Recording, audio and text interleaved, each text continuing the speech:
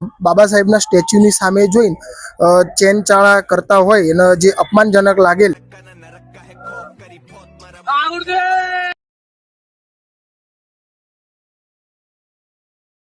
આપણે અત્યારે નરોડા પોલીસ સ્ટેશનમાં ઊભા છીએ અને જે બનાવ ઘટ્યો હતો એના વિશે આપણે નિકુલભાઈ એડવોકેટ જોડે જાણીશું કે શું બનાવ હતો. સાહેબ જણાવો.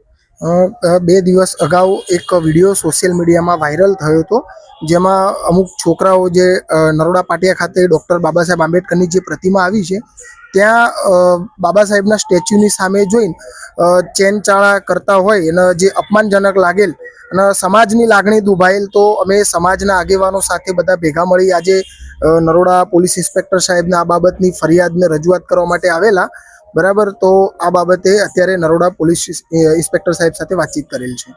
એમની શું માંગણી છે એ આપણે જાણીશું. સાહેબ શ્રી જણાવજો. માંગણી તો અમારી એમના ઉપર કાયદેસર કાર્યવાહીની છે.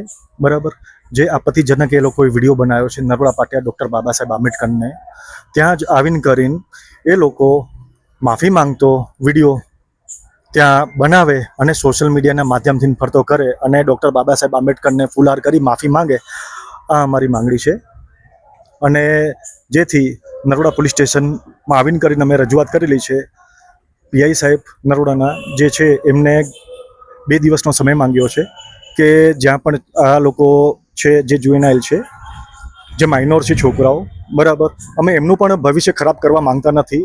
અને અગર એ લોકો અહીંયા આવીને કરીને ડૉક્ટર બાબા સાહેબની પ્રતિમાએ માફી માંગતા હોય તો અમારે એમના ઉપર કાંઈ પણ લીગલ કાર્યવાહી કરવી નથી.